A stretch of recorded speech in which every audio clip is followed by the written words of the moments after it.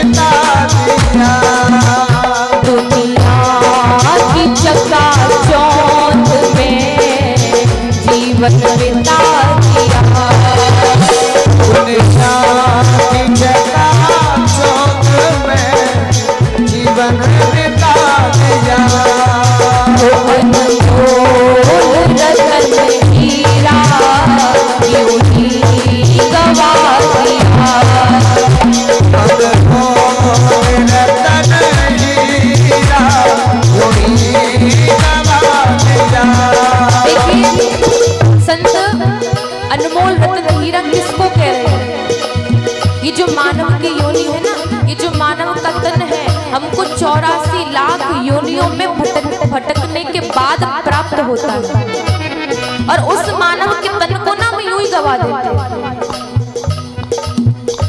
अजी मानव वही है जो इसका, मानव वही है जो इसका, मानव वही है जो इसका, मानव वही है जो इसका फायदा उठा सके। वो कर ले कमाई ऐसी जो साथ जा सके।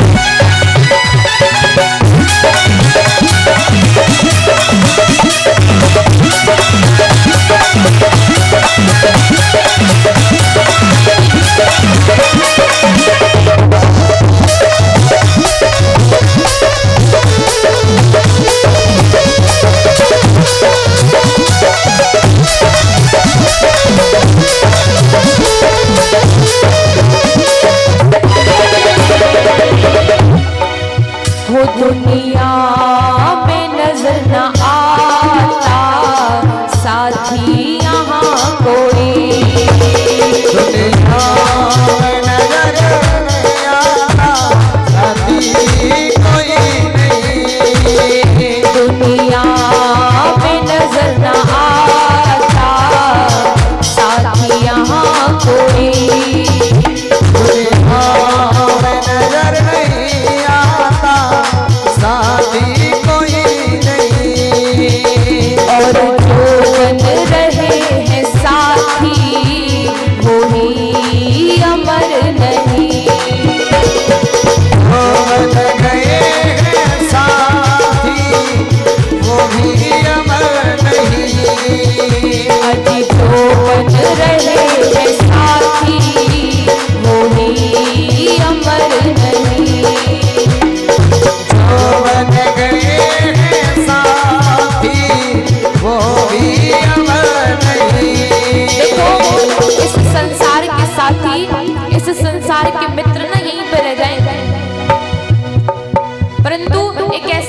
बनाओ जो आपकी मित्रता यहाँ भी निभाएगा और जाने के बाद भी निभाएगा।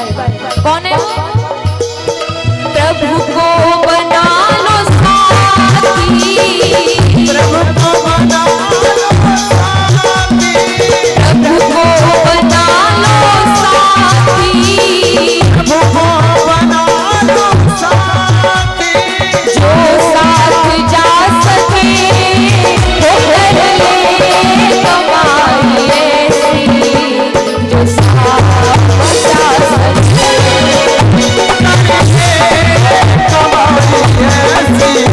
जो साथ जा सके, करके कमाई ऐसी, जो साथ जा सके।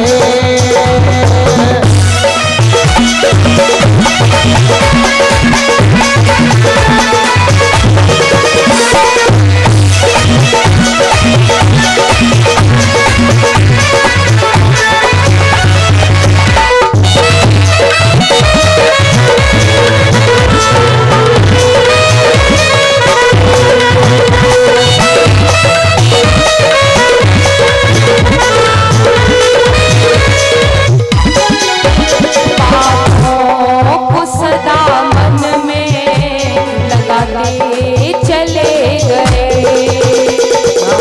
पापों को सदा मन में लगाते चले गए, पापों को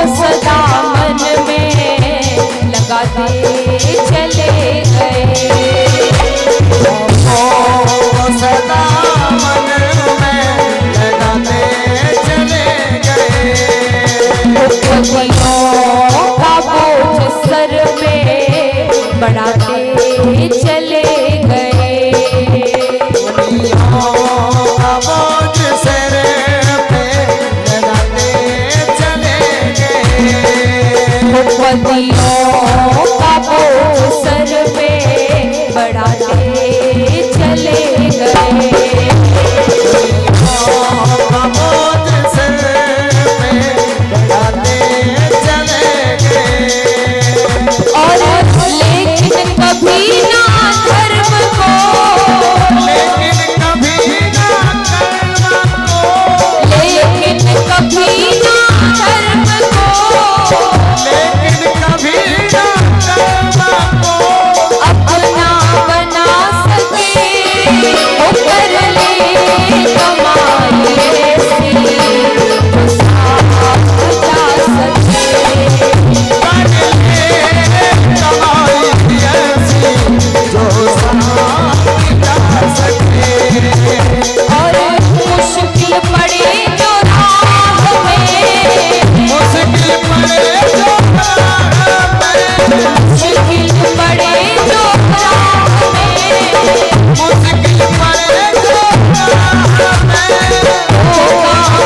आ सके वो कर ले कमाई ऐसी, जो साथ जा सके, कर ले कमाई ऐसी, जो साथ जा सके, कर ले कमाई ऐसी, जो साथ जा सके, जो साथ जा सके, जो साथ जा सके।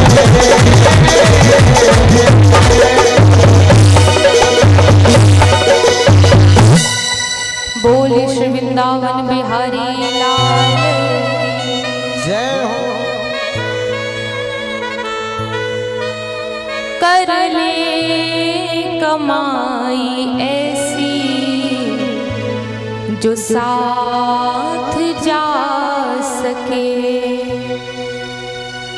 मुश्किल पड़े जो राह में, मुश्किल पड़े जो राह में, तो काम आ सके, कर ले कमाई ऐसी, जो साथ जा सके।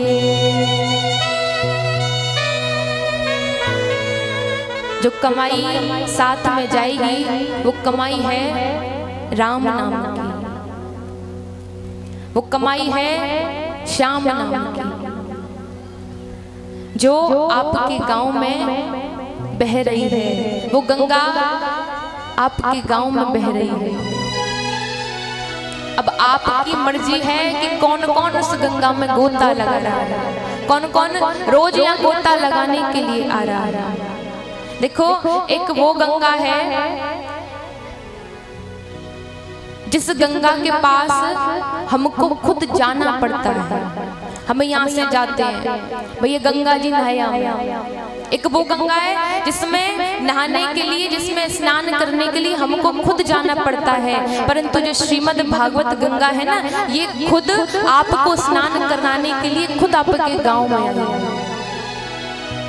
वो खुद स्वयं चल करके आई है। सुखदेव जी वर्णन करने लगे, बताने लगे, राजन परीक्षित, आपने श्रीमद् भागवत कथा के तृतीय दिवस में बड़ी सुंदर सुंदर कथाओं को श्रवणपान किया। जब मैं सृष्टि की रचना, ध्रुव चरित्र, भरत के 3 जन्मों की कथा एवं अजामिलोपाख्यान राजन परीक्षित को बता रहे हैं। सुखदेव जी कहने लगे कि देखो कैसे मात्र एक रात्रि के संग ने, संतों के एक रात्रि के संग ने अजामिल को प्रभु के दर्शन करा दिया। मात्र एक रात्रि तो विश्राम किया था अजामिल के घर पर, और प्रसाद के रूप में दे गए कि तुम अपने पुत्र का नाम नारायण रख देना, क्योंकि वो जानते थे अगर इसको कहा जाए कि तू माला कर, तू भजन कर, ये करेगा नहीं। तो उसको बड़ा साधारण सा उपाय बता दिया, तू भजन तो करेगा नहीं तो बेटे का नाम ही नारायण रखवा दिया। जिस नारायण का नाम रटते रटते रटते रटते वो प्रभु के बैकुंठ धाम को गया है। संत जब हमारे नगर में आते हैं, हमारा बड़ा सौभाग्य होता है। संत हमारे नगर में आए, ये हमारा सौभाग्य होता है। संत हमारे घर पधारे, ये हमारा परम भाग्य होता है।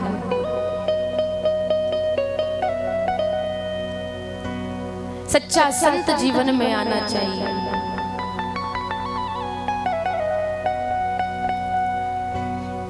एक बार क्या हुआ था, एक गांव में एक मैया रहती थी। उन मैया के द्वार पर एक संत रोज आया करते भिक्षा मांगने के लिए। उन संत का नाम था माधव दास।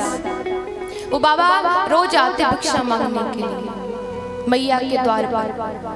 मैया उनको भिक्षा ना दे करके रोज गाली सुना दिया करती, रोज मांग में आ जावे, गई अब शब्द कह दिया करती थी।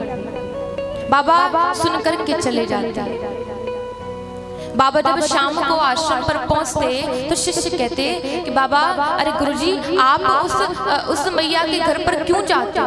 वो मैया आपको गाली सुनाती है, फिर भी जाते हो, क्यों जाते हो आप? हमको अच्छा नहीं लगता कि वो हमारे गुरुजी को गाली दे रही है, गुरुजी को अपशब्द कह रही है, हमको अच्छा नहीं लगता।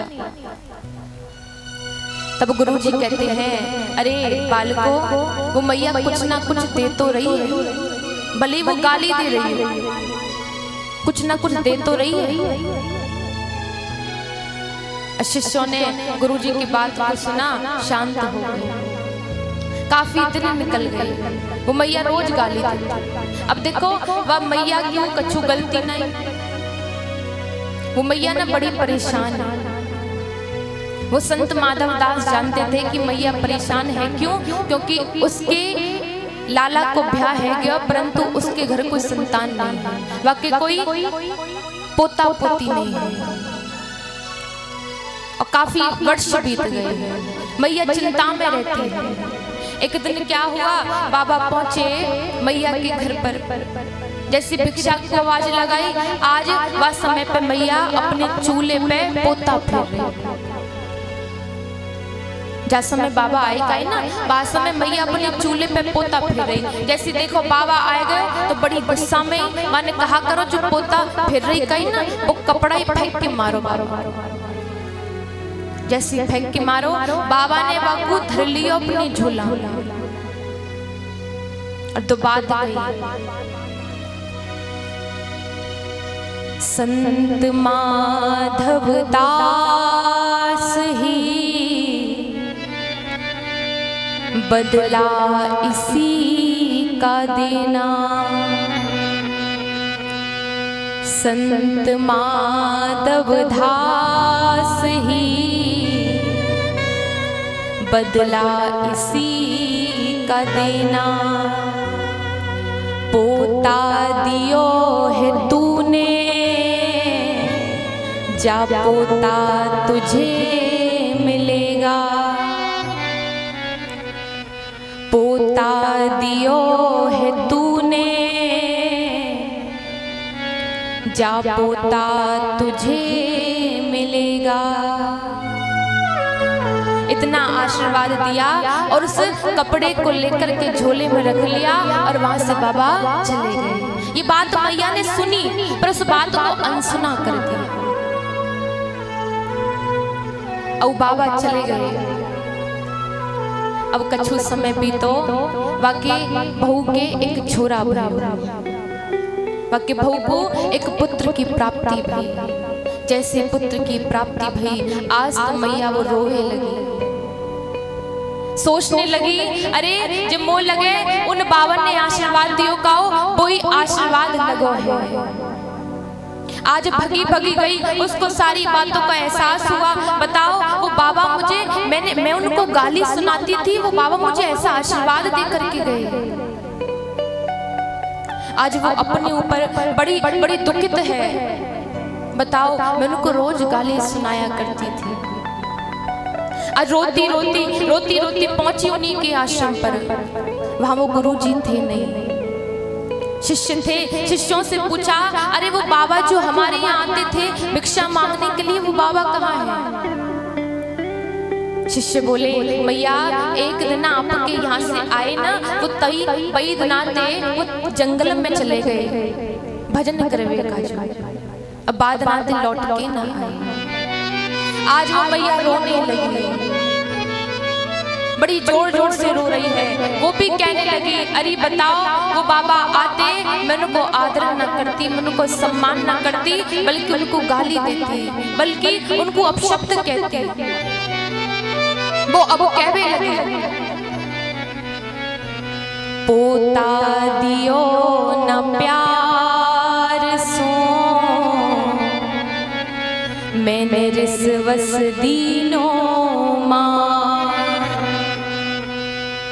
पोता दियो न प्यार सो, मैंने रिसवस दीनो मां। और जो मैं देती प्यार सो, तुम मेरे होते राजकुमार। जो मैं देती प्यार सो, मेरे होते राजकुमार।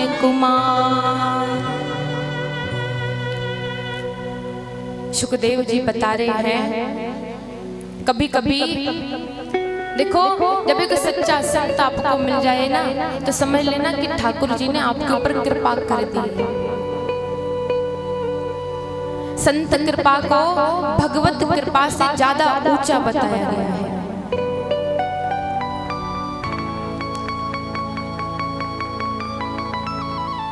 संत समागम हरि कथा, तुलसी दुर्लभ दो, सुत दारा और लक्ष्मी पापी क्यों घर हो। संतों का समागम और प्रभु की कथा ये बड़ी दुर्लभ है, वरना सुत दारा और लक्ष्मी, अरे संतान और लक्ष्मी तो पापी के घर भी होती है। परंतु उसके पास संतों का संग नहीं होता, उसके पास प्रभु की कथा नहीं होती। शुकदेव जी बता रहे हैं राजन परीक्षित जी को,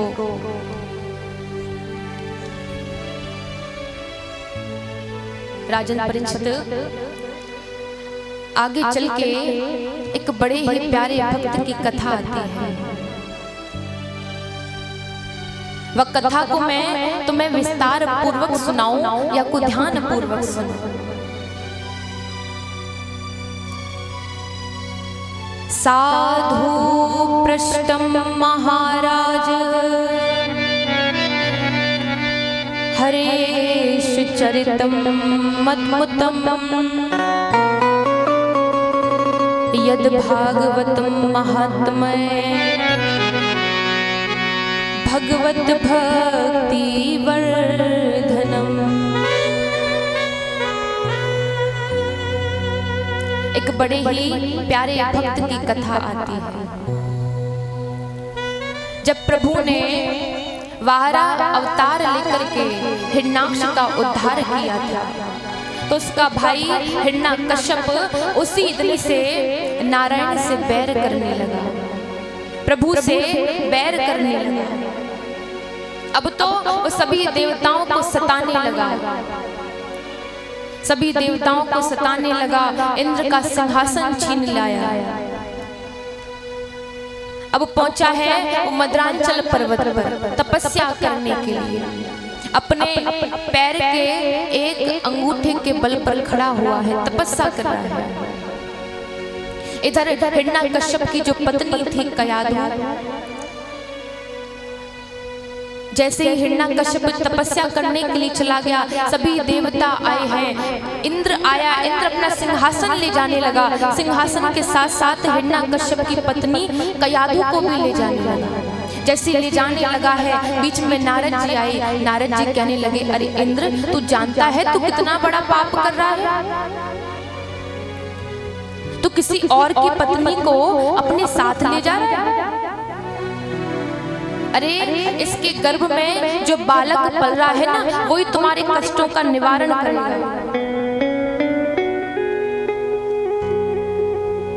वही तुम्हारे कष्टों का निवारण करेगा। आज इंद्र ने क्षमा याचना मांगी है। आज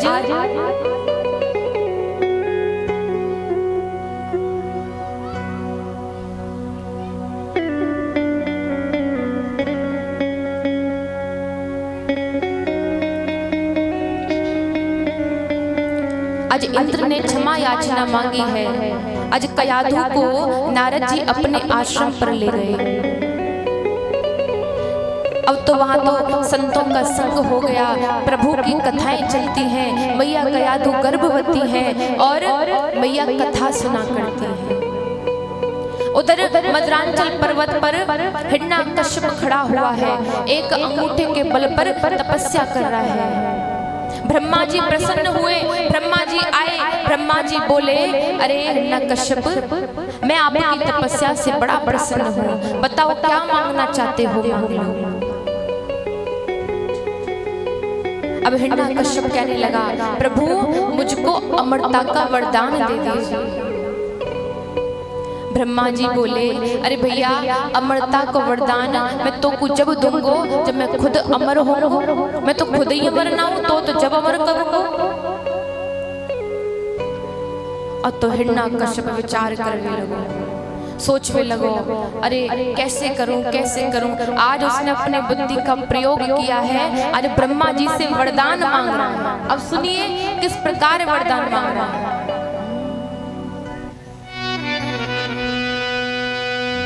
ना चक्र सुदर्शन धारी, ना तलवार से मरूं। अब देखो, उसने सोचा ब्रह्मा जी डायरेक्ट तो दे नहीं रहे अमरता का वरदान, तो किसी और प्रकार से मांग लिया जाए। तो बोला, ना चक्र सुदर्शन धारी, ना तलवार से मरूं, ना तलवार से मरूं, ना मैं प्यार से मरूं, ना तकरार से मरूं, ना मैं प्यार से मरूं, ना तकरार से मरूं।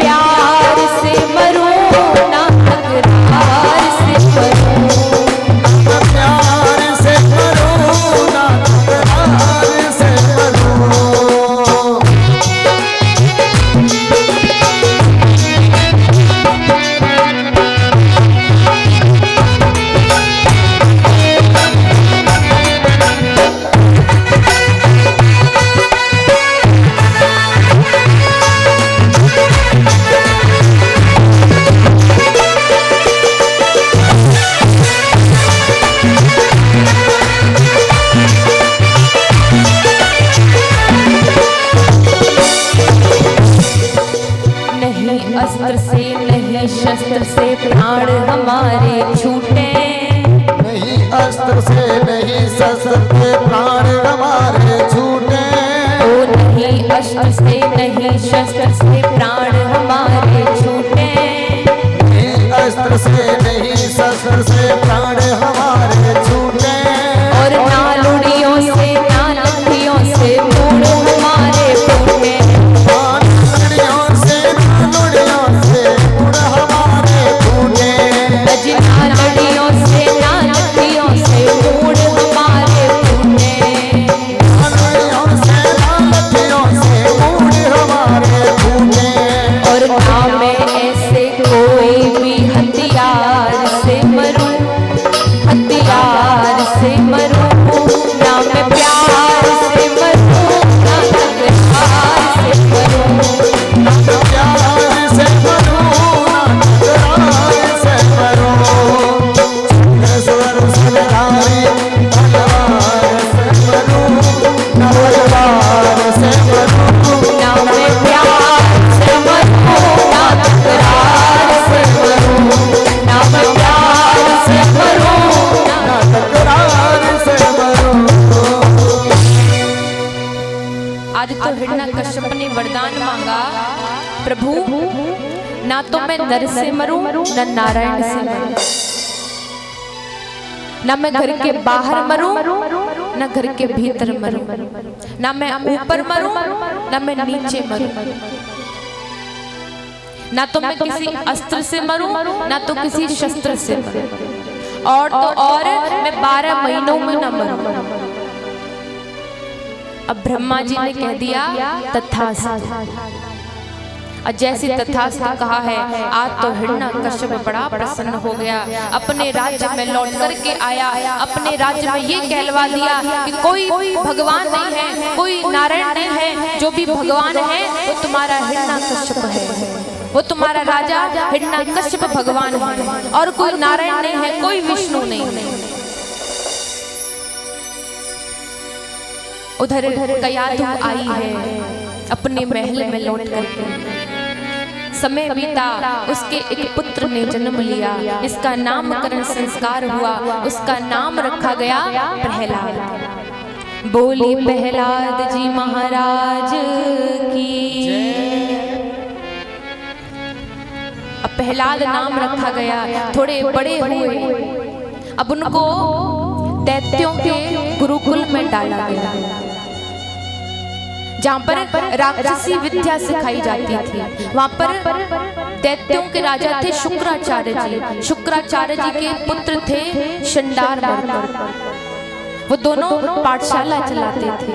उस पाठशाला में आज प्रहलाद को डाल दिया है।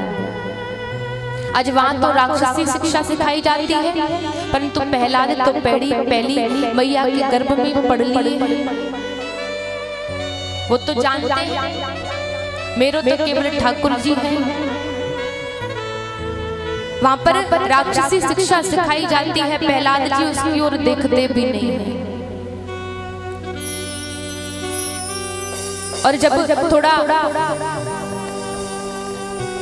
विद्यार्थियों को विश्राम मिलता है, पढ़ने में बीच में विश्राम मिलता है ना, तो जितने भी पाठशाला में बच्चे पढ़ रहे हैं राक्षसों के, उनको सभी को बिठा करके प्रभु का कीर्तन किया करते हैं। सभी को बिठा करके कीर्तन किया करते हैं। एक दिन क्या हुआ, वो कीर्तन कर ही रहे थे, उतने में हिरण्यकश्यप आ गया।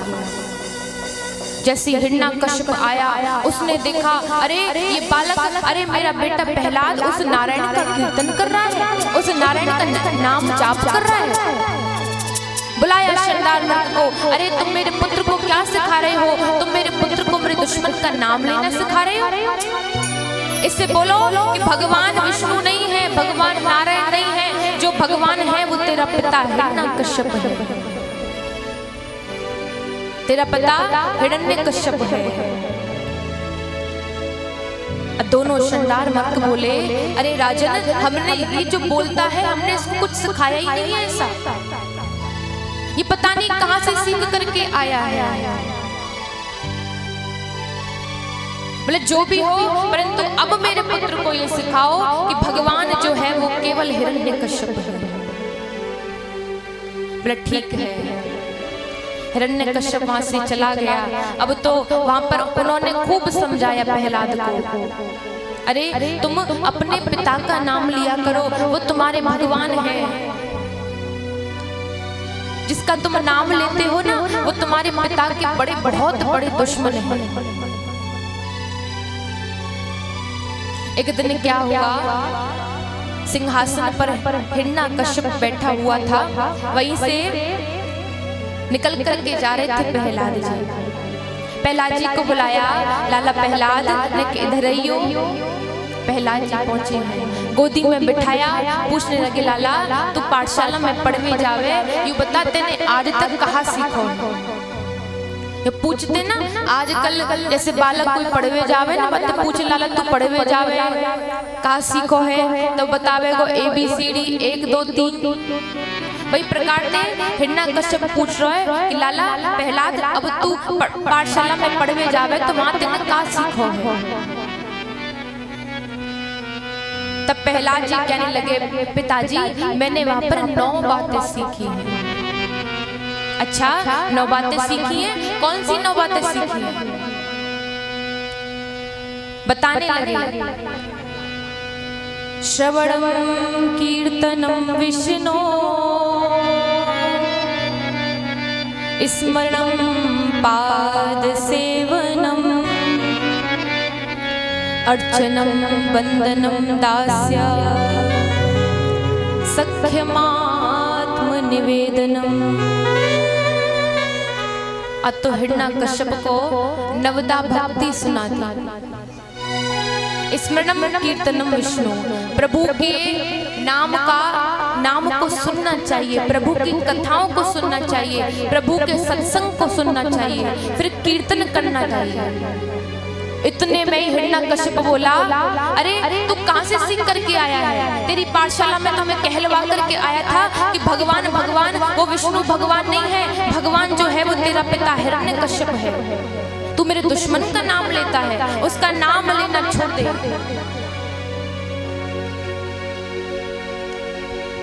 उसका नाम लेना छोड़ दे। इतना कह करके वहां से हिरण्यकश्यप चला गया क्रोध में। धीरे धीरे दिन बीते। प्रहलाद जी कहाँ छोड़ने वाले थे ठाकुर जी को? वो तो जहां से निकलते केवल कीर्तन करते निकलते। अब हिरण्यकश्यप देखता नजर डालता प्रहलाद पर। प्रहलाद जहाँ कहीं भी जा रहे हैं उस नारायण का नाम लेते हुए जा रहे हैं। इधर से जा रहे हैं तो नारायण का नाम, उधर से जा रहे हैं तो नारायण का नाम। अब तो प्रहलाद से पहले तो खूब फटकारा, परंतु प्रहलाद जी जब नहीं माने ना तो प्रहलाद जी को मरवाने का खूब प्रयास किया। उनको एक ऐसे कमरे में बंद कर दिया जिसमें सांप बिच्छू आदि, परंतु वहां भी प्रहलाद को कुछ नहीं हुआ। उनको प्रहलाद जी को हाथी के नीचे कुचलवाने का प्रयास करना चाहा, परंतु हाथी ने जैसे प्रहलाद जी को देखा सूंड से उठा करके अपनी पीठ पर बिठा लिया। उनको पहाड़ की चोटी पर लेकर के पहुंचे हैं। अब बोले प्रहलाद सोच ले, अब भी मेरे दुश्मन का नाम लेना छोड़ दे, वरना तुझे अभी देख ये पहाड़ की चोटी पर तू खड़ा है, मैं तेरा हाथ अभी छोड़ दूंगा और तू अभी यहाँ से गिर जाएगा, तुरंत प्राणायाम तो हो जाएगा, तुरंत मर जाएगा। अब वो सोच ले तू। परंतु भक्त अपनी भक्ति से विमुख होने वाले कहाँ थे? प्रहलाद जी कहाँ विमुख होने वाले थे? उन्होंने बात सुना, पिताजी मुझसे कह रहे हैं कि मुझको पहाड़ की चोटी से गिरा देंगे। तो देखिए प्रहलाद जी घबराए नहीं, प्रहलाद जी घबराए नहीं। उन्होंने तो कह दिया पिताजी छोड़ दीजिए, मुझे कोई घबराहट नहीं हो रही, मुझे कुछ डर नहीं लग रहा। क्यों? क्योंकि मैंने श्याम नाम की ज्योति अपने भीतर जला ली है। कहने लगे क्यों घबराऊं मैं, मेरा तो श्याम से नाता है।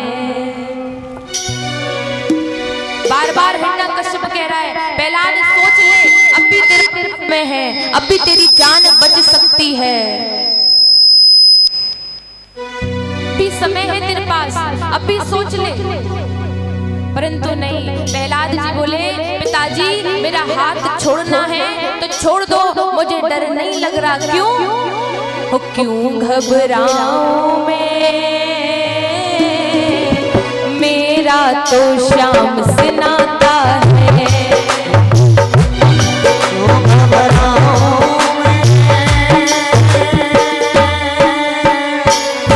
मेरा तो श्याम से नाता है। क्यों घबराऊं मैं,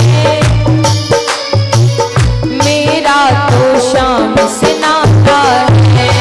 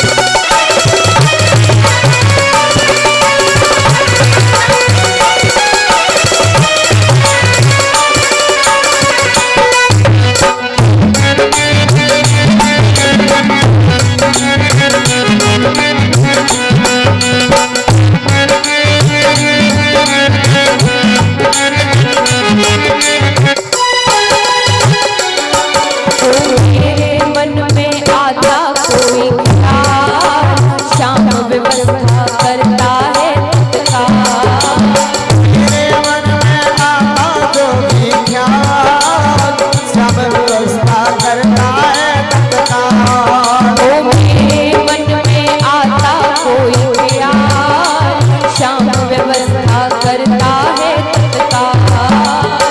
मेरे मन में आता कोई ख्याल, श्याम व्यवस्था करता है तत्काल। ओ श्याम ही मुझको ही रहा संभाल, श्याम कृपा से मैं हूँ माला माल। श्याम ही मुझको आए संभाल, श्याम कृपा से मैं हूँ माला माल। ओ श्याम ही मुझको ही रहा संभाल, श्याम कृपा से मैं हूँ माला माल। श्याम ही मुझको राग वो संभाल, श्याम कृपा से मैं हूँ माला माल। ओ जिसके लायक में नहीं था, जिसके लायक ही नहीं मैं वो मिल जाता है। क्यों घबराऊं मैं, मेरा तो श्याम से नाता है। मेरा तो श्याम से नाता है। घबराऊं मैं, मेरा तो श्याम से नाता है। क्यों घबराऊं मैं, मेरा तो श्याम से नाता है। मेरा तो श्याम से नाता है। मेरा तो श्याम से नाता है। मेरा तो श्याम से नाता है। बोली श्री वृंदावन में हरि लाल की। दुख के बादल जब जब मंडराते, श्याम नाम लेने से छट जाते। बाल भी बाका वो ना कर पाते, कभी दोबारा नजर नहीं आते। संकट आने से पहले मेरा श्याम आता है। क्यों घबराऊं मैं, मेरा तो श्याम से नाता है। इतना सुना हिरण्यकश्यप ने, क्यों घबराऊं मैं, मेरा तो श्याम से नाता है। आज तो हाथ छोड़ दिया है। जैसे हाथ छोड़ा, प्रहलाद जी नीचे गिरे, परंतु उनको कुछ भी नहीं हुआ, कुछ नहीं हुआ, वहां से भी बच गए। अब तो हिरण्यकश्यप बड़ी चिंता में बैठा हुआ है। उसी समय हिरण्यकश्यप की बहन आती है जिसका नाम है होलिका। होलिका आई, बोली अरे भैया तुम्हें कहा है कि कई चिंता में बैठे हो। हिरण्यकश्यप बोलो बहन कहा बताऊं, ये मेरा छोरा है ना, ये मेरा लाला है ना प्रहलाद, ये मेरे दुश्मन को नाम ले, बस नारायण को नाम ले। मैंने याकू मरवावे को कितनो प्रयास कियो, परंतु याकू कुछ होवे ही नहीं।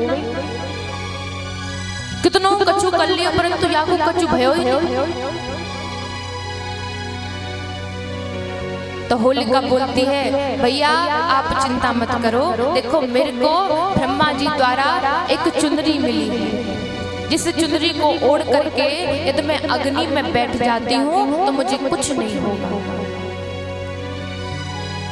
आज होलिका प्रहलाद जी को गोदी में बैठा करके उस चुनरी को ओढ़ करके अग्नि पर बैठ गई, परंतु वहां पर भी क्या हो सकता था प्रहलाद को, जिसका रक्षक ठाकुर, जिसका रक्षक वो साक्षात बंसी वाला हो, बको कोई भी बाल बाको ना कर सके। आज भगवान ने वायुदेव को आवाहन किया, वायुदेव आए, वो चुनरी उड़ करके प्रहलाद जी के ऊपर आ गई और आज होलिका को है गो भैया सुपड़ा सा। होलिका तो जल गई, रह गए प्रहलाद जी। अब तो भैया बड़े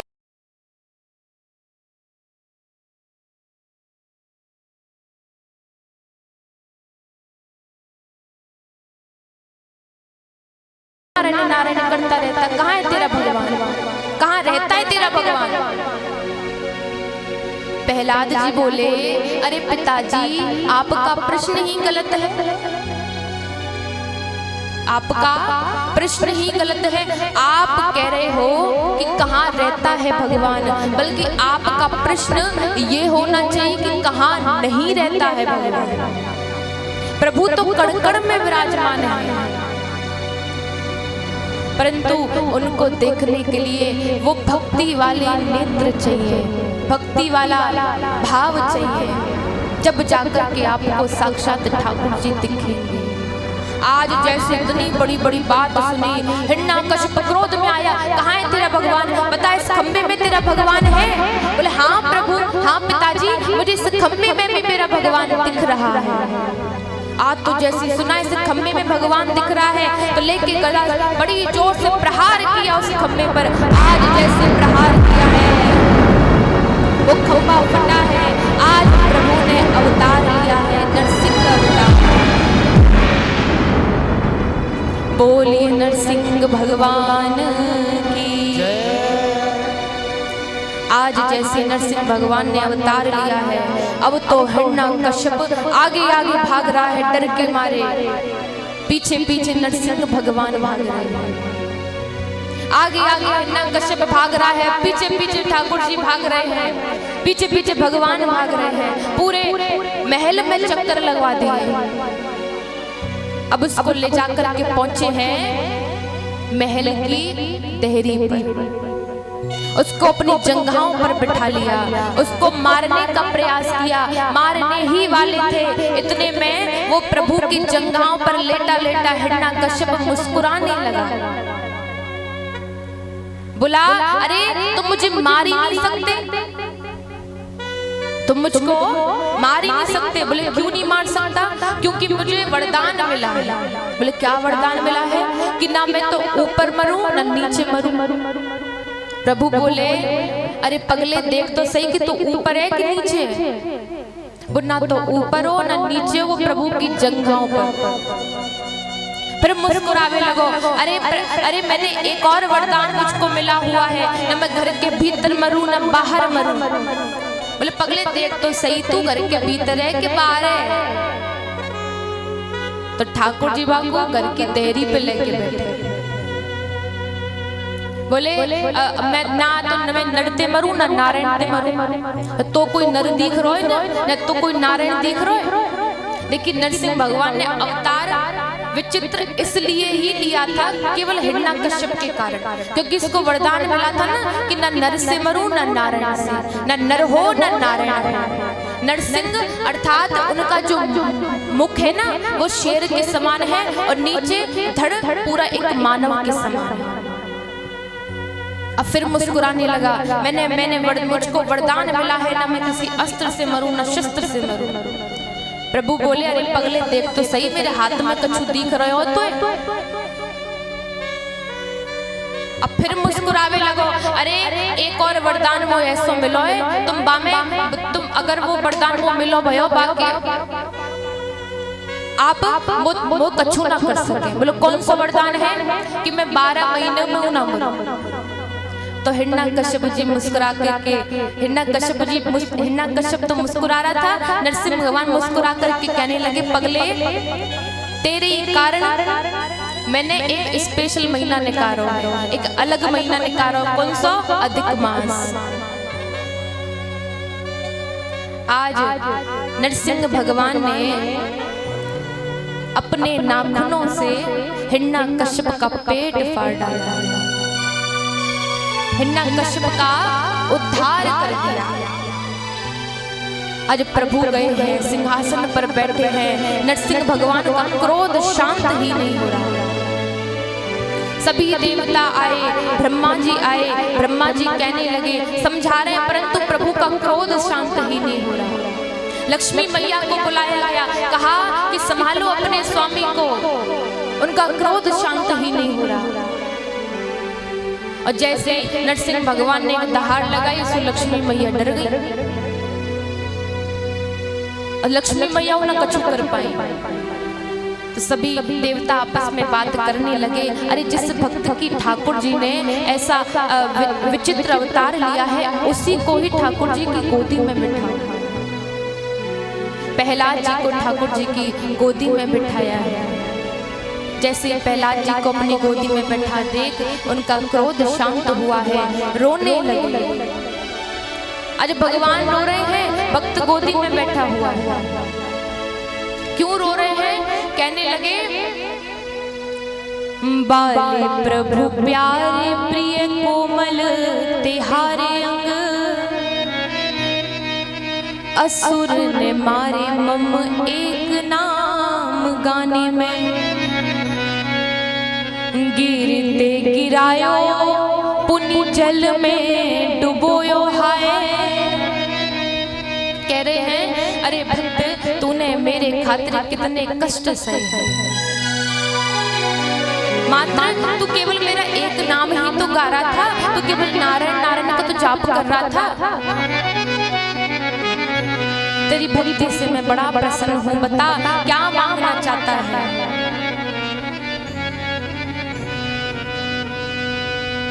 जैसे सुना कि क्या मांगना चाहता है, तो पहला मांगा है कि प्रभु मुझको निष्काम भक्ति दे दो, मुझको निष्काम भक्ति दे दो।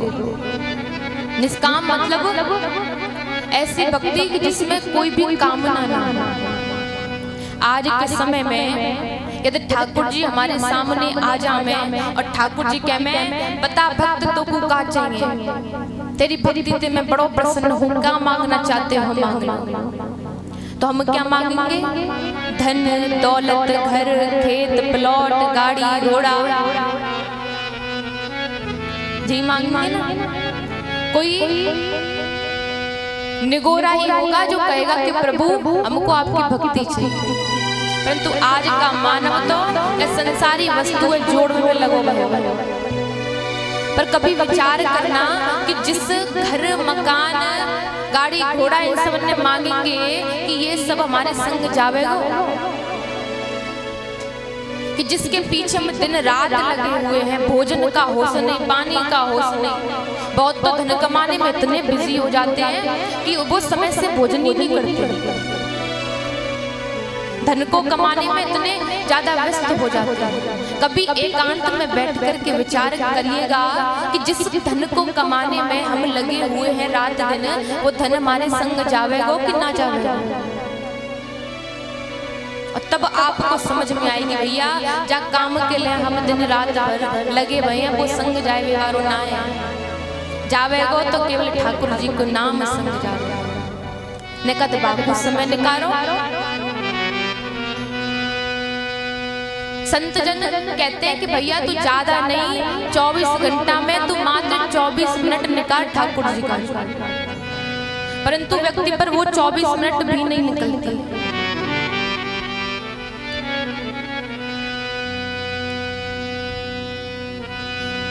आज जैसे ही प्रहलाद जी ने निष्काम भक्ति मांगी है, प्रभु ने कहा जाओ प्रहलाद आपको हमने निष्काम भक्ति दी, और मांगो क्या मांगना चाहते हो। आगे मांगने लगे प्रहलाद जी, कहने लगे कि प्रभु मेरे पिता की सदगति हो जाए, मेरे पिता की सदगति हो जाए। भगवान मुस्कुराने लगे, भगवान कहने लगे अरे भक्त प्रहलाद, जिस घर में तुझ जैसा भक्त, जिस खानदान में, जिस परिवार में, जिस गांव में तुझ जैसा भक्त यदि पैदा हो जाए ना, उस घर की 21 पीढ़ी आगे की और 21 पीढ़ी पीछे की अपने आप तर जाती है। 7 पीढ़ी मातृ पक्ष की, 7 पीढ़ी पितृ पक्ष की और 7 पीढ़ी ससुर पक्ष की अपने आप तर जाती हैं यदि प्रहलाद जैसा भक्त किसी घर में पैदा हो जाए।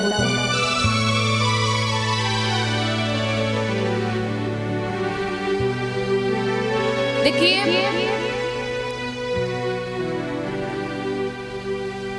ये माँ के लिए भी बताया गया है। उस माँ की कोख धन्य है जिस माँ की कोख से ऐसी 3 संतानें प्राप्त हो जाए। कौन सी? के मैया तू भक्त जन के दाता के शूर,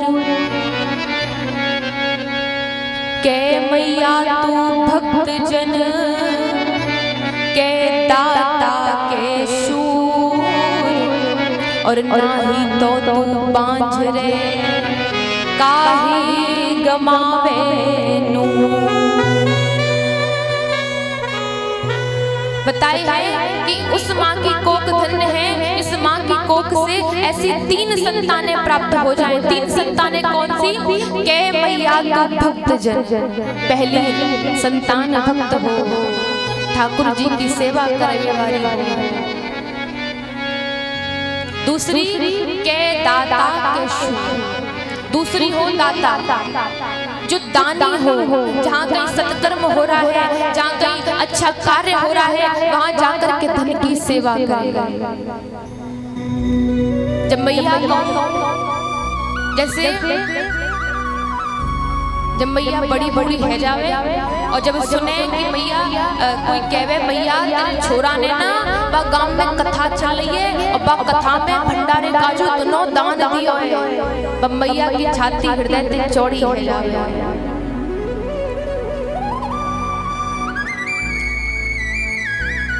धन को कमाना तो सब जानते हैं, धन को कमाना सब जानते हैं, परंतु धन को कहाँ खर्च करना चाहिए ये सब लोग नहीं जानते। कोई धन को गलत कार्य में खर्च करता है और कोई धन को सत्कर्म में खर्च करता है, अच्छे कार्य में खर्च करता है। दूसरी बताई दाता और तीसरी बताई संतान के शूर।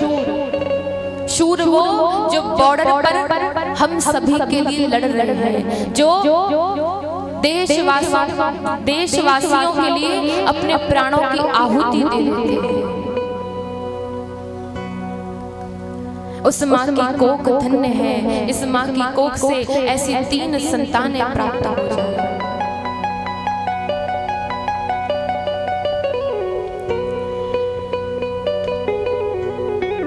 देखिए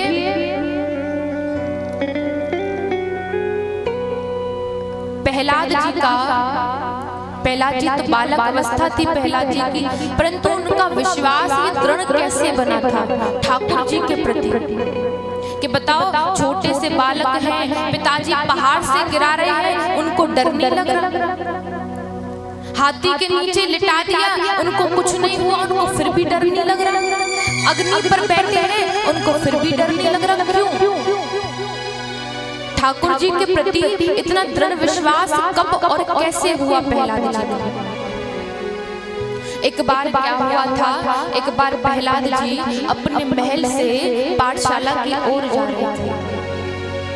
रास्ते में क्या देखा, एक कुम्हारी ना हाथ जोड़कर प्रभु का नाम जप कर रही थी, प्रभु का कीर्तन कर रही थी।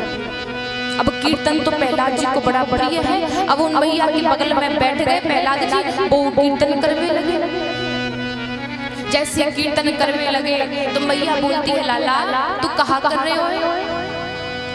प्रहलाद जी बोले, मैया तू कहा कर रही है? बोले मैं तो कीर्तन कर रही हूँ। बोले मैं हूँ कीर्तन कर रहे हो? प्रहलाद जी पूछने लगे, मैया तू काहे का कीर्तन कर रही है? बोले देख मैं यावारे कीर्तन कर रही हूँ कि आज ना हमारे स्वामी इन मटकन को अवाम में धर गए हैं और इन मटका में बिल्ली के बच्चा है। मैं प्रभु से आराधना कर रही हूँ, प्रभु से प्रार्थना कर रही हूँ कि वो बिल्ली के बच्चन में कछु होवे। अब प्रहलाद जी कहने लगे, अच्छा मैया ठाकुर जी ते प्रार्थना करवे थे, प्रभु को कीर्तन करवे तो बच्चे में कछु होगो नहीं? बोले हाँ लाला उन्हें कछु नहीं होगा, भगवान उनको बचा लेंगे, नारायण उनको बचा लेंगे।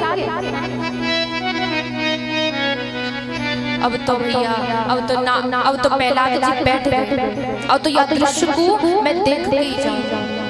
जैसी अग्नि शांत हुई, जैसी अग्नि शांत हुई है, क्या देखा कि बिल्ली के बच्चा जिंदा निकल आया। क्योंकि भैया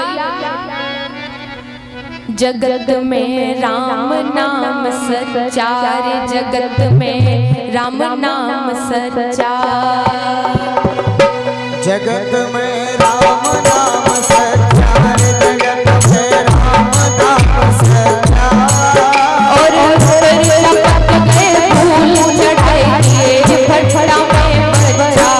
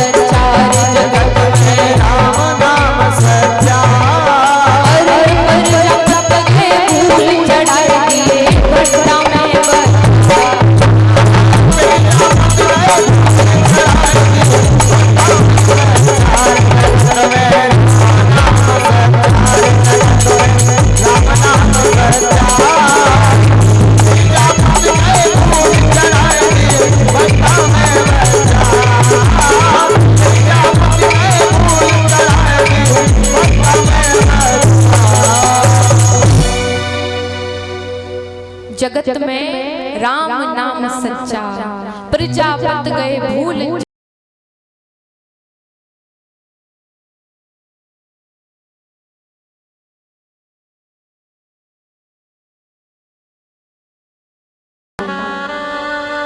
दृश्य देखो है भाई, इतना प्रहलाद जी को जो विश्वास हटकाओ ठाकुर जी के प्रति दृढ़ है।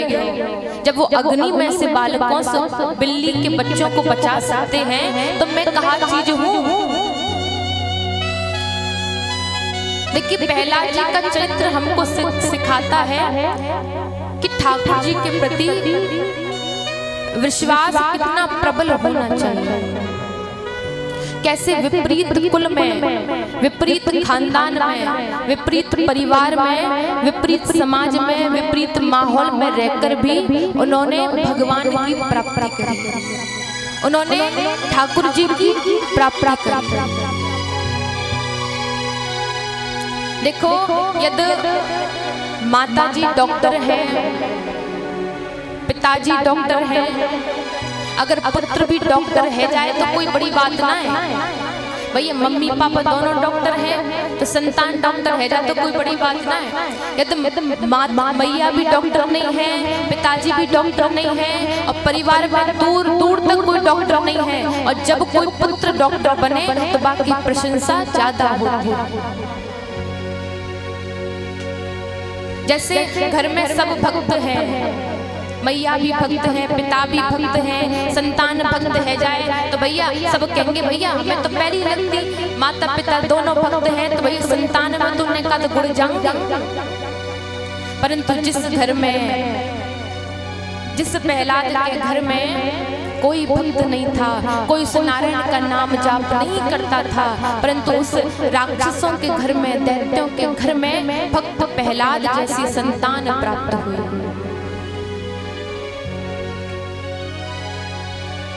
विश्वास चाहिए ठाकुर जी को प्राप्त करने का। क्या मैं कि रामायण कितनों ने लिखी, तुलसी जैसी मर्यादा कहा। रामायण कितनों ने लिखी, तुलसी जैसी मर्यादा कहा। नरसिंह बसे प्रतिखंबन में, पर काड़न को प्रहलाद कहा। नरसिंह तो प्रभु तो एक कड़ में बस रहे हैं, एक खंबे में बस रहे हैं, परंतु उनको देखने के लिए वो नेत्र चाहिए, वो विश्वास चाहिए। इसीलिए कभी अपनी स्थिति को मत कोसो। बहुत लोग कहते हैं दीदी हम कैसे भजन करें, हमारे आसपास का माहौल ऐसा नहीं है, आसपास के लोग ऐसे नहीं है, हमारे घर में भी माहौल ऐसा नहीं रहता, कैसे भजन करें। तो भैया प्रहलाद जी का चरित्र पढ़ो। उनके घर में केवल दैत्यों का नाम लिया जाता था, उनके घर में राक्षस भाव था, फिर भी कैसे भक्त प्रहलाद बने, कैसे प्रहलाद ठाकुर जी के प्रिय भक्त बने। भले ही घर में स्थिति विपरीत हो, परंतु तुम अपने आप को तो संभाल सकते हो ना। कहते हैं कि ना हरि भूलो ना जग छोड़ो। यूं नहीं कह रहे कि आप सब कुछ त्याग करके वन में चले जाओ, आप सबको त्याग करके वन में चले जाओ, तपस्या करो, भगवान का भजन करो, नहीं। ना हरि भूलो ना जग छोड़ो, कर्म कर जिंदगानी में, इस दुनिया में यूं रहो जैसे कमल रहता है पानी।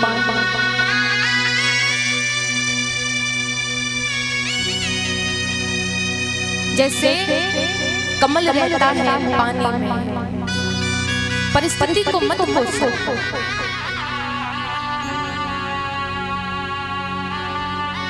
नरसिंह भगवान खंबे में नहीं थे, नरसिंह भगवान प्रहलाद के विश्वास में थे।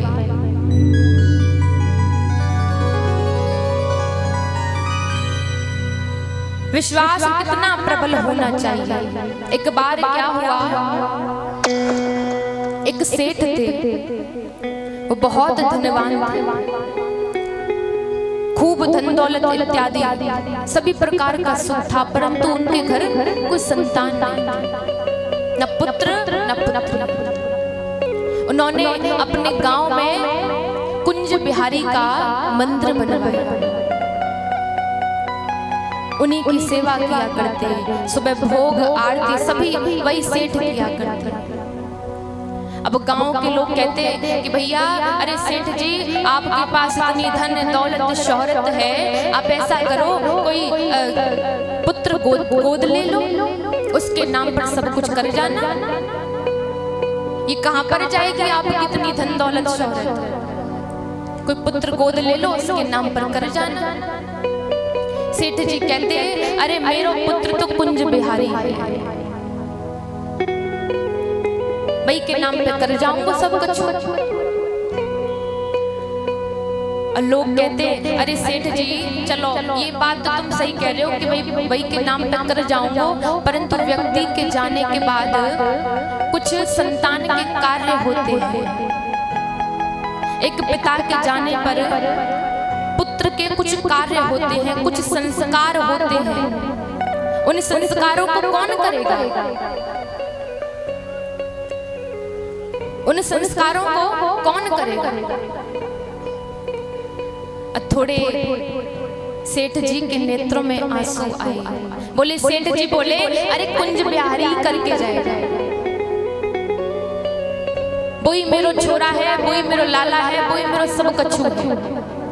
माने जीते जी मेरो साथ निभायो है तो मरे के बाद भी वही साथ निभावे। मैं तो हूँगो नहीं, परंतु मेरे जावे के बाद तुम सब देखियो कि कोई कुंज बिहारी आवेगो, मेरो संस्कार करके जावेगा।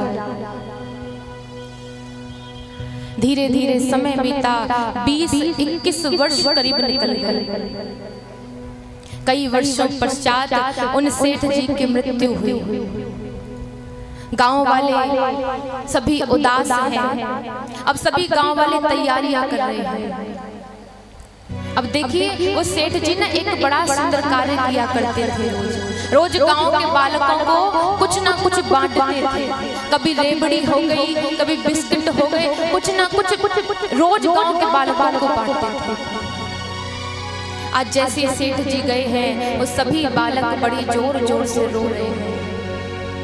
एक बालक आया, एक छोटा सा बालक सेठ जी के अंगूठा पकड़ के बड़ी जोर जोर से रो रहा है, बोल रहा है अरे सेठ जी अरे मुझे भोग कौन लगाया करेगा, मेरी सेवा कौन किया करेगा। ये दृश्य सभी गांव वाले देख रहे हैं, परंतु किसी ने ज्यादा गौर नहीं किया। गांव वाले बोले कि देखो सेठ जी का इन बच्चों के साथ बड़ा प्रेम था, क्यों ना इनसे कह दे कि संस्कार कर दे। अब देखिए वो जो छोटा बालक था ना, जो बड़ी बड़ी जोर जोर से रो रहा था, उससे ही सेठ जी का संस्कार कराया, दाह संस्कार कराया गया। अब सभी गांव वालों ने बोला कि बालकों जाओ इस नदी में सभी एक एक गोता लगाओ और फिर अपने घर को जाओ।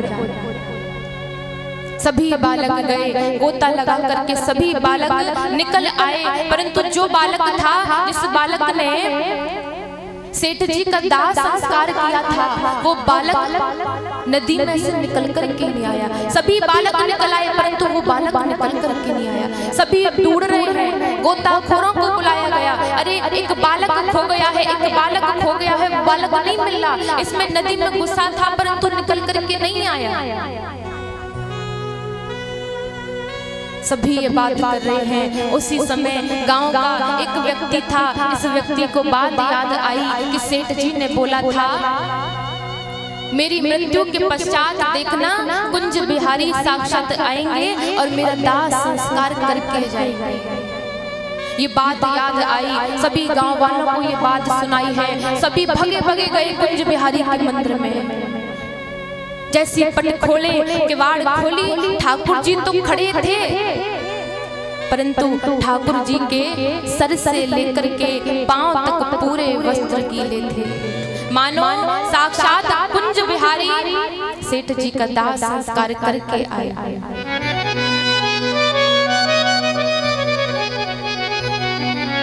ठाकुर जी विराजमान रहते हैं भरोसे में, विश्वास में।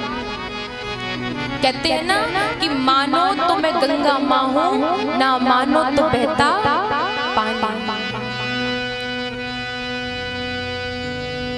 वो नेत्र चाहिए, वो दृष्टि चाहिए, जिससे पता लगाया जा सकता है कि ठाकुर जी हैं। आगे चल के सुखदेव जी वर्णन करने लगे, बताने लगे। एक बड़ा ही सुंदर प्रसंग आता है गजेंद्र मोक्ष का। जैसे प्रसंग आया, परीक्षित जी को सुनाने लगे, बताने लगे कि एक बार की बात है, एक त्रिकूट पर्वत पर एक हाथी, एक गजेंद्र अपने पूरे परिवार के साथ रहा करता था। आसीद गिरवरो राजम स्त्री कूटति विश्रुतः क्षीरो देना व्रत श्रीमान्या जनायुत मूर्छितः।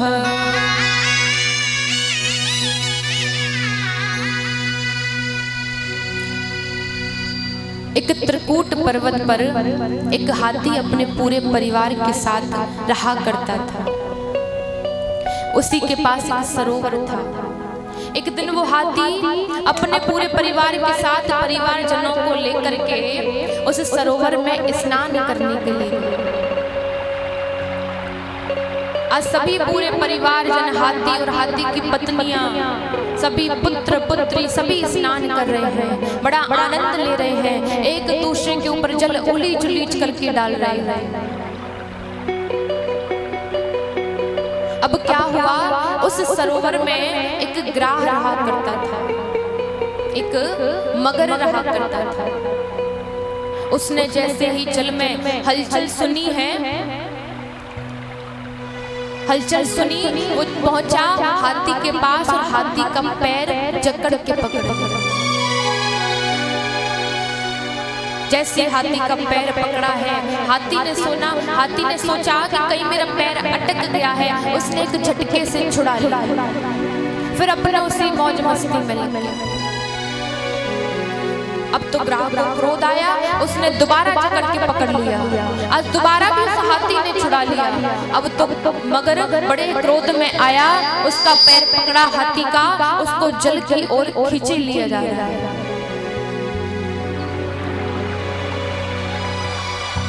उसको खींचता ही ले जा रहा है। और तो हाथी अपनी ओर खींच रहा है, मगर अपनी ओर खींच रहा है।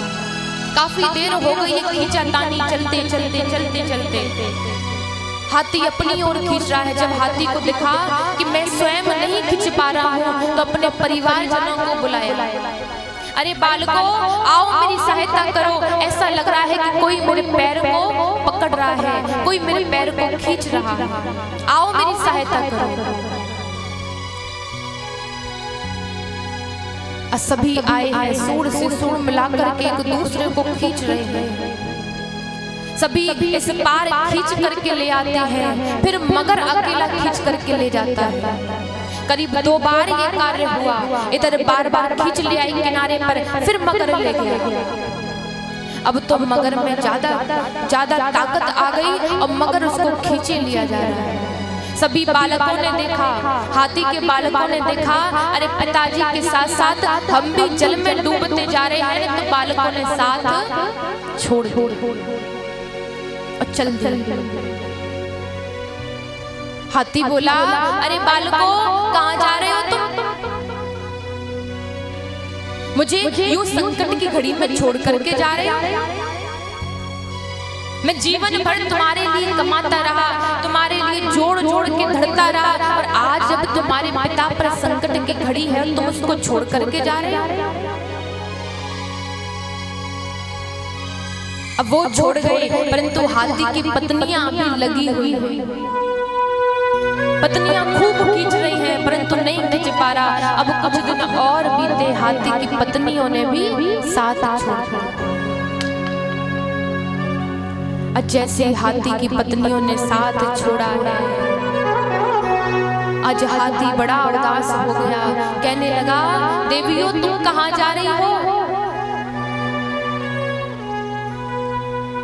अरे तुमने तो कसमें खाई थी साथ रहने की, और आज अब संकट की घड़ी है, तुम्हारे पति पर मुझको छोड़ करके जा रही है।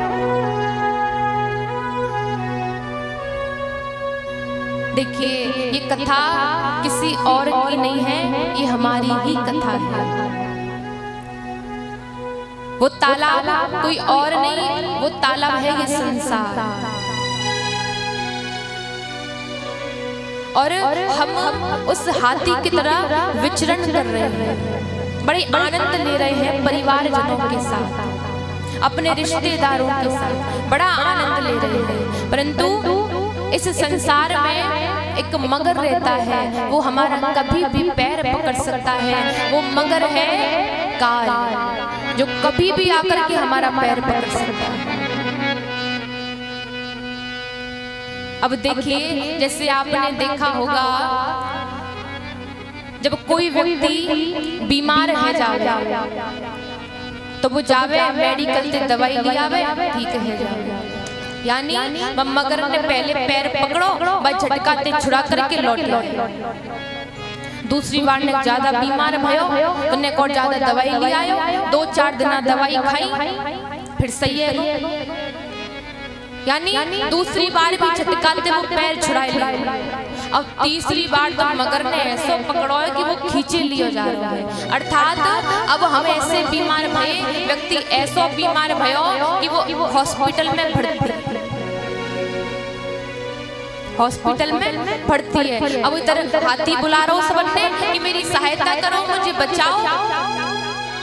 उसी प्रकार व्यक्ति के रिश्तेदार, व्यक्ति के नातेदार सबरे देखवे छोरी के आते, छोरा के आते, ससुरालिया सब देखवे और काफी दिन हैजा में देखो सब रिश्तेदार में धीरे धीरे समय हैजा पे भाई व्यक्ति बढ़ती है, पैसा निमंगो लग गया, सब देख करके चले जाओगे। और जो पत्नी रह जावे का है ना, जब वो देखे भैया जितना इन्हें कमायो का वो सबरो धन लग गया, अब और हथनाए और कहाते लगा में, तब वो ही कहवे कि ठाकुर जी या तो ने इत को कर लियो कि बित को कर लियो,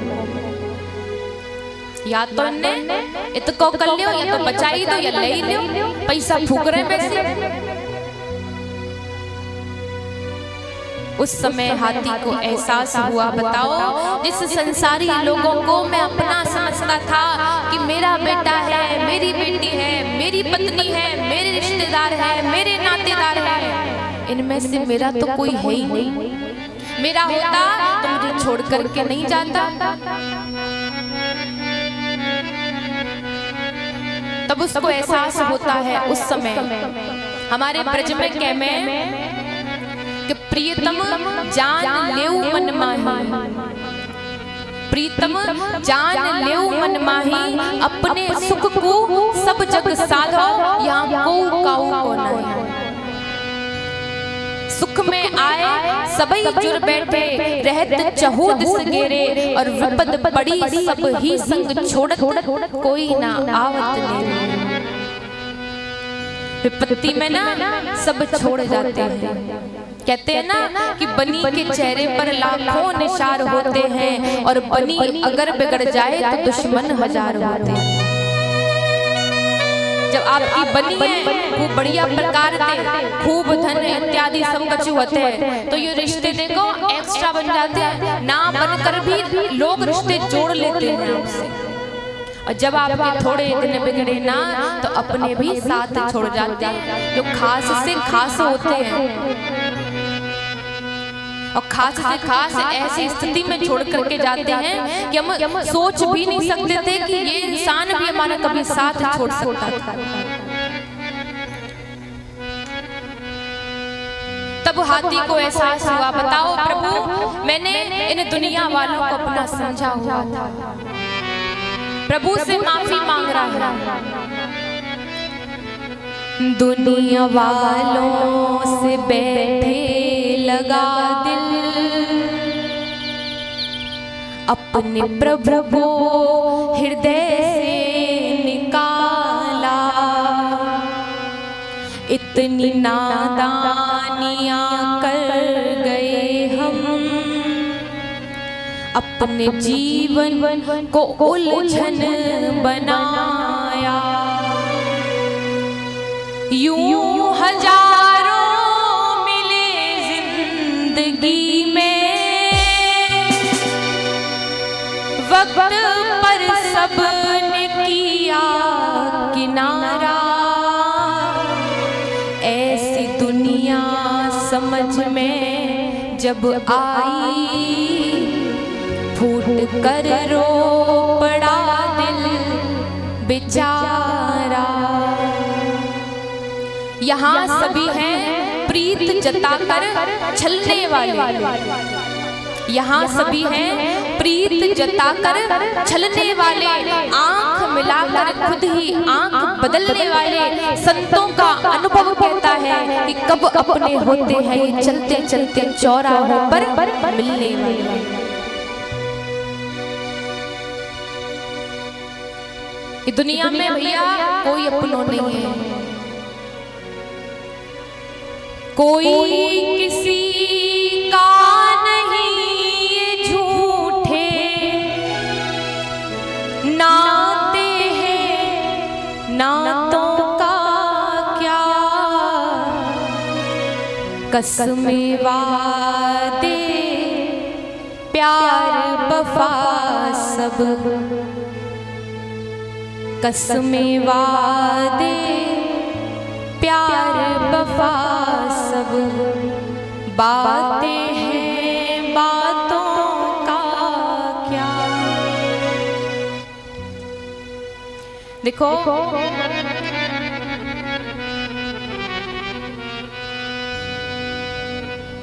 जिन संसार वालों को, जिन बेटे बेटियों को हम अपना समझते हैं ना, वो कोई अपना नहीं है। हमारे वृंदावन में एक संत हैं, वो बड़ा सुंदर भाव गाया करते हैं।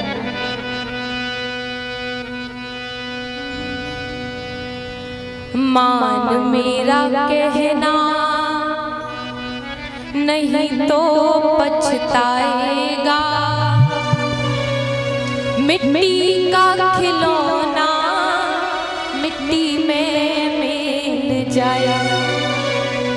अब इस भजन को ना ध्यान से सुनना, एक एक कड़ी इसको क्या बताती है आप सभी को।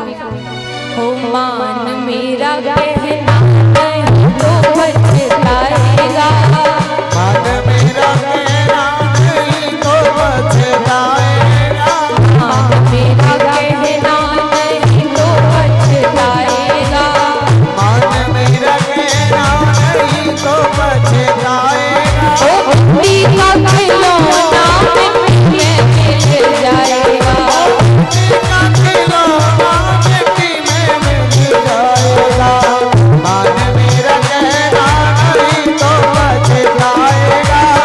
मिट्टी का खिलौना मिट्टी में मिल जाएगा।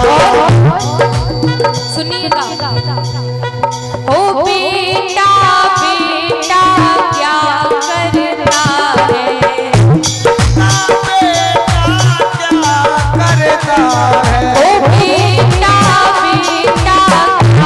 करता है, ओ बेटा बेटा क्या करता है, ओ बेटा बेटा क्या करता है। बेटा तेरा एक दिन पड़ोसी बन जाएगा, बेटा तेरा एक दिन पड़ोसी बन जाएगा, ओ बेटा तेरा एक दिन पड़ोसी बन जाएगा, बेटा तेरा एक दिन पड़ोसी बन जाएगा। ओ मिट्टी का खिलौना मिट्टी में मिल जाएगा, मिट्टी का खिलौना मिट्टी में मिल जाएगा, मान मेरा कहना नहीं तो पछताएगा।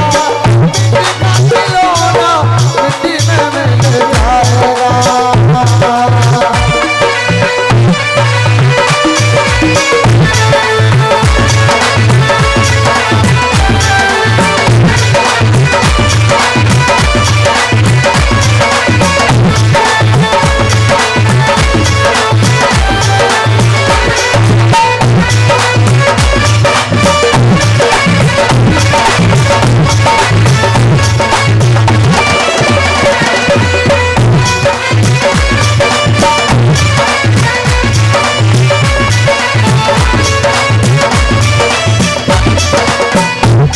ओ बेटी बेटी क्या करता है, ओ बेटी बेटी क्या करता है, ओ बेटी बेटी क्या करता है, ओ बेटी बेटी क्या करता है। बेटी तेरी एक दिन जमाई ले जाएगा, बेटी तेरी एक दिन जमाई ले जाएगा, ओ मिट्टी का खिलौना मिट्टी में मिल जाएगा, मेरा कहना नहीं तो पछताएगा। मिट्टी का खिलौना मिट्टी में मिल जाएगा।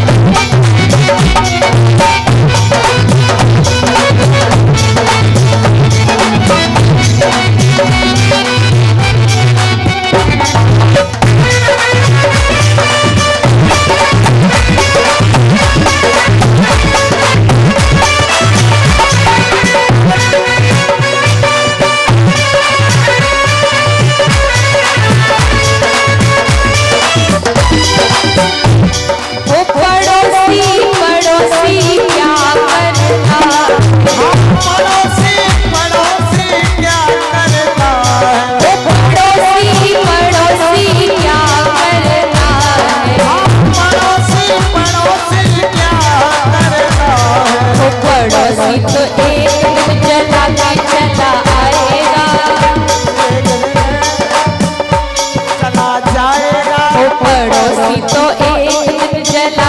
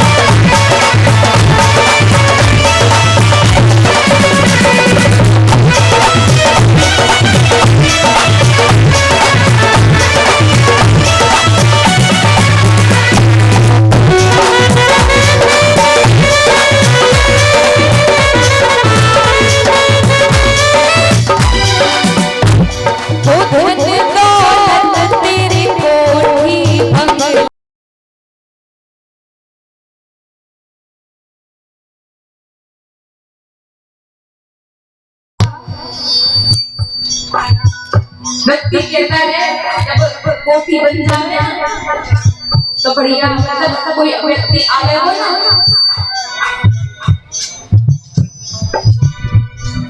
तो कोठी तैयार है, कोई रिश्तेदार आए हुए हैं तो वह घर दिखा के भैया ये टहल हमने दिल्ली से मंगाई है, ये टहल हमने दिल्ली से मंगाई है और ये बंदर दिख रहे हो ये इसमें मछली है, ये हमने वहां से बुलंदशहर से